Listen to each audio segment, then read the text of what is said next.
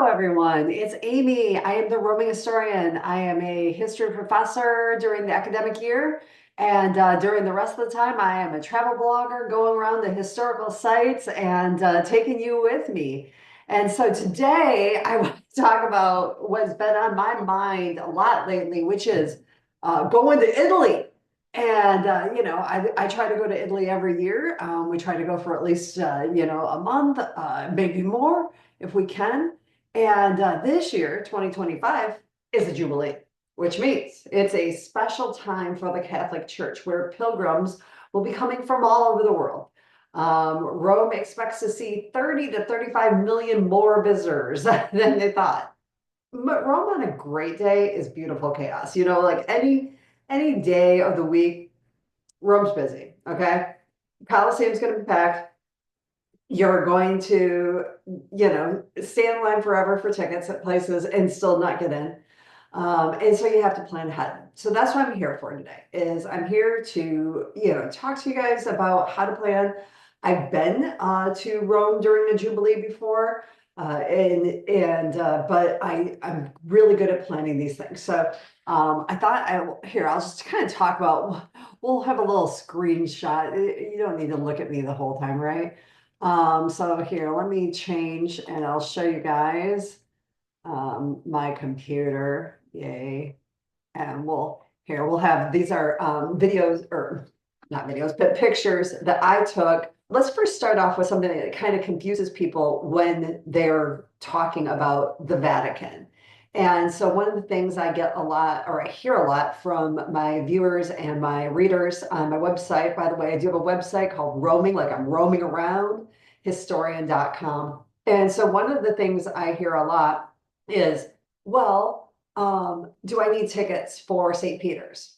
No, St. Peter's Basilica, you cannot actually get tickets for St. Peter's. What you do need tickets for are the Sistine Chapel, the Vatican museums, going beneath the Vatican or the St. Peter's, going, throughout a lot of the areas that are special, climbing the dome of St. Peter's. St. Peter's itself, unless you have a tour, you're going to probably stand in a very long line to get in, but you can go. So when we talk about going to see the Vatican, we're generally talking about the Vatican Museum. And the Vatican museums aren't like a normal museum that you might think of. They're a series of rooms, and I'm taking what's playing in my background here are rooms. Look, right now it looks like we're in the Greco Egyptian room, the Roman Greco-Egyptian room. And so ancient statuary, the Pinacoteca. Obviously, I was playing around with the looking like a baboon. The Pinacoteca has beautiful paintings. Here we're in tapestries, the gallery of the hall with tapestries. And this one is kind of crazy because Jesus Christ's eyes will follow you as you're walking. And I'm trying to grab it, but I really can't. And so here we're going into, this looks like we're heading into St. Peter's Basilica. Here you see the dome. Of course, you'll see nothing from the Sistine Chapel because we don't have, haven't been able to ever film in there. But here I've been climbing up the dome, and I'm in an overview so I can look down, and here actually is the stairwell. These are the kind of things that you can do, and I'll let this play out and then I'll stop it and we'll talk a little bit more. This right here, that huge part, this is the key. So St. Peter's, that's the piazza in front of St. Peter's Basilica. And it was said that the keys to the kingdom were given to St. Peter. So you'll notice that that piazza looked like a key design. You can do this as one of the tours that I could recommend and one of the tours that I have links to. I'll talk to you guys about that in a second. But one of the things that I want to highlight while we're talking is, the fact that Jubilee is a holy year, and this year's theme is Pilgrims of Hope. So Pope Francis wrote in a letter, we must fan the flame of hope that has been given us and help everyone to gain new strength and certainty by looking to the future with an open spirit, a trusting heart, and far-sighted vision. The forthcoming Jubilee can contribute greatly to restoring a climate of hope and trust as a prelude to the renewal and rebirth that we so urgently desire. That is why I have chosen as the motto of the Jubilee, Pilgrims of Hope. And so Pilgrims of Hope will be the Jubilee opened on December 24th, 2024, when Pope Francis opened up one of the holy doors. And then the four holy doors I have been open and will be open until January 6th, 2026, when the Jubilee ends. On my website, I have the official events calendar for the Jubilee. So you can look on my website. I'll take you there in a second and show you how to navigate that. And so why don't we do that? Let me stop sharing here and let me just share my website with you. And oh, and so sorry, well, there we go. This is my website right here, RomieHistorian.com, and here is an article I wrote about the Jubilee. And so you can see that here I have the links that I talked about. Those links will give you access to the calendar so you can see what's going on when you're going to be there. And I also have some tips. And my biggest tip is please, please, please book in advance. On any given year, I would recommend booking in advance. I have watched as Rome has gone from chaotic to more chaotic to more chaotic, where millions and millions, they haven't caught up yet from all the people who wanted to go during COVID and haven't been able to go, weren't able to go. So, some of the things that I would say is if there's something you want to see, you need to get tickets for it early. If we're talking about the Vatican, I recommend that we look at several different sites. I'll take you to them. But one of the things that you definitely will want to do, so I recommend that, you'll want to, one, get your hotel, okay? Get your hotel right now. I don't care if you're going in September, October, November, December, get your hotel right now. If you are going soon and you haven't got your hotel, oh, for Pete's sake, start scrounging around this minute, okay? Book your tours as soon as you have your dates, get those tours in. Get those down. Now, some of the ones, like if you're trying to buy straight from the site, and I'll show you how to do that with the Vatican Museums. If you're trying to buy straight from the site, they do only open up so many days in advance. And then you're going to have to be ready to go at whatever time. So if they open at, let's say, like the Coliseum usually opens at midnight, the tickets open at midnight, and you're in the Eastern Standard Time Zone of the United States, then at 6 p.m. the day before you want those tickets, you would need to be on the website ready to go because they open up 30 days in advance. So for the Vatican, same kind of thing, because they will sell out right off the bat. They will sell out so fast. I've taken it where, I accidentally missed it by a few minutes and then I was into the next day and having to wait till the next day because I didn't get them on time. So just by a few minutes, they sell out. As far as, enjoy the Rome is I've been watching it the past couple of years as everything is getting restored and the Trevi Fountain is all pretty and the Fountain of the Four Rivers in Piazza Navona is now newly restored and Largo Argentino has been newly restored. The Spanish Steps have been newly refurbished.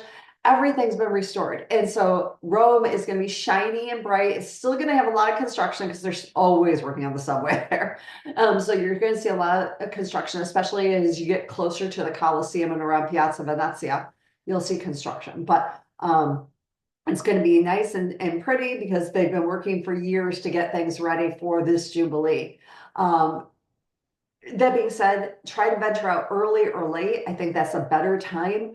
Especially when you think about the cruise ship industry. So the cruise ship industry, they come into the port of Civitavecchia, which is about an hour away from Rome. And during the main hours of the day, you're going to have cruise ship goers coming in and coming out, coming in, coming out. So if you can get out early in the morning, if you can get out late at night, those are a couple of my best ideas for a good time.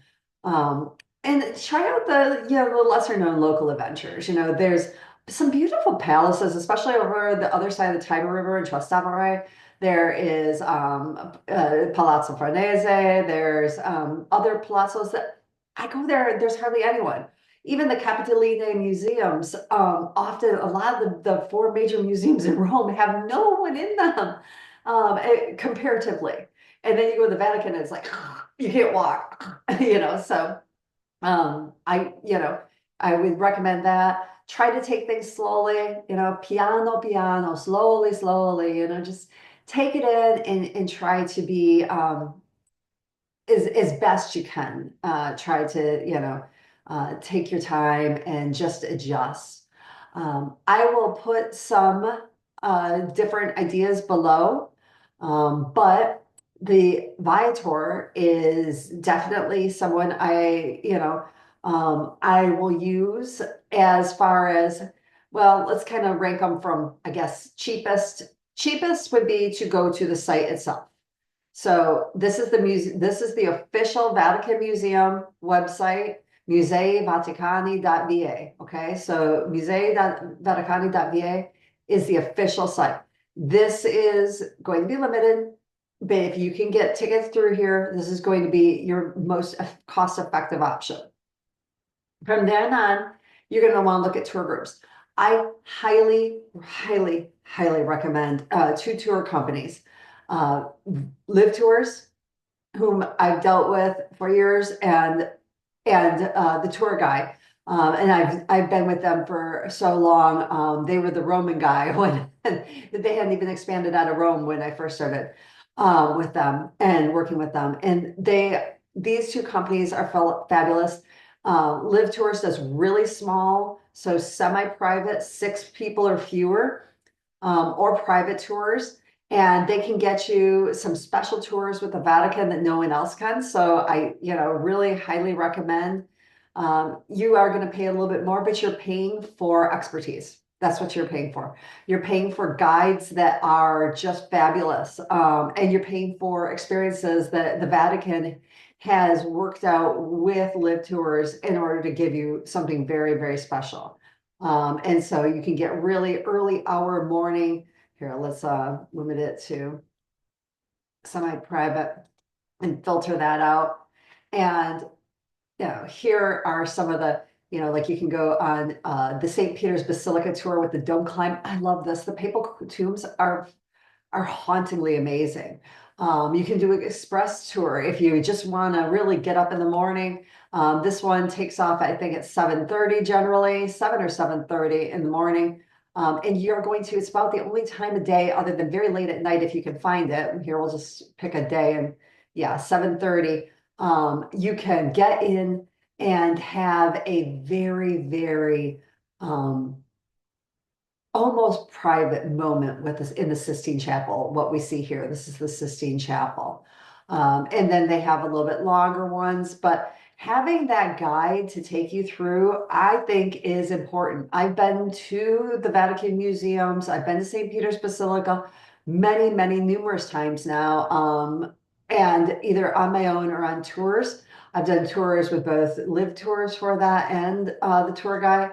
And both of them I highly recommend. Now the tour guide, a little bit, you're going to notice the costs are a little bit lower. They have a little bit bigger groups, so generally about 15. So going from about 6. So if you're looking for really private, I would suggest LivTours. If you're looking for, hey, I'll do a little bit bigger to save a little bit more money, then you're going to want to go with the tour guide. And the tour guy has, fabulous ratings on everything. And so with both of these companies, you're going to be getting skip the line. You're going to be getting guides who are local, who have been, who are certified to be able to show you these areas. You're going to get really special opportunities. And I would use either of them, and have used them, by the way, for things like golf cart tours around Rome, for Colosseum tickets. So there's some things that I would say, hey, do it on your own. But even with a PhD in history, I'm not a Roman historian. I haven't dedicated my life to the study of the Colosseum. That's the reason people pay. And because people say, well, I know, they think that they read a book or something, and it's like, I know history too. I mean, it's what I do for a living.